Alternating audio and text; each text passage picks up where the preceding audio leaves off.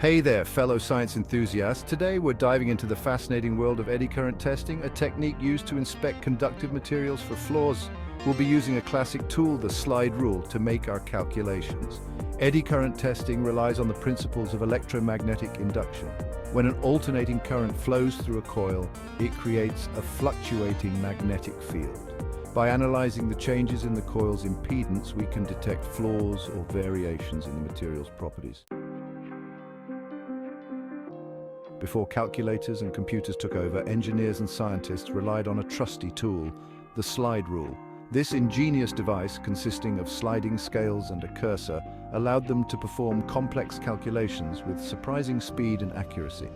In the context of eddy current testing, a specialized slide rule can help us determine crucial parameters like test frequency and depth of penetration. Slide rules may seem like relics of the past, but they offer a tangible and intuitive way to understand the relationships between different variables. The test frequency is a critical parameter in eddy current testing, influencing the sensitivity and depth of our inspection. Let's see how to determine the appropriate test frequency using our trusty slide rule. Different materials have different electrical conductivities, which affect the behavior of eddy currents. On our slide rule, we'll find a scale representing various materials and their corresponding conductivity values.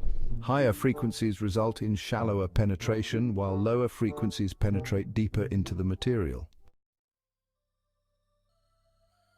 Once we've located our material on the conductivity scale, we align it with the desired depth of penetration on the corresponding scale. The slide rule acts like a visual calculator, instantly showing us the relationship between these parameters. For example, if we're inspecting a thick aluminum plate for deep-seated flaws, we'll choose a lower frequency to ensure adequate penetration. Conversely, if we're examining a thin copper sheet for surface defects, a higher frequency would be more suitable. With our material and depth of penetration aligned on the slide rule, we can now read off the recommended test frequency. The cursor, a sliding line that spans the scales, guides us to the answer. The cursor intersects a scale specifically dedicated to test frequency. We simply read the value at the point where the cursor meets this scale. Voila! We've determined the appropriate test frequency for our eddy current inspection. Besides determining the test frequency, the slide rule also helps us estimate the depth of penetration for a given frequency and material. To calculate the depth of penetration, we align the chosen test frequency on the frequency scale with the material's conductivity on the conductivity scale. The cursor then points to the estimated depth of penetration on the corresponding scale. This calculation allows us to assess whether our chosen test frequency will penetrate deep enough to detect flaws at the expected depth within the material. It's like having X-ray vision, but with eddy currents. The slide rule's depth of penetration calculation provides a general guideline. However, factors like the shape and size of the flaw, as well as the type of eddy current probe used, can influence the actual depth of penetration. For instance, a small isolated flaw might require a higher frequency for detection, even if it's located at a relatively deep depth. Similarly, a large volumetric flaw might be detectable at a lower frequency, even if it's closer to the surface.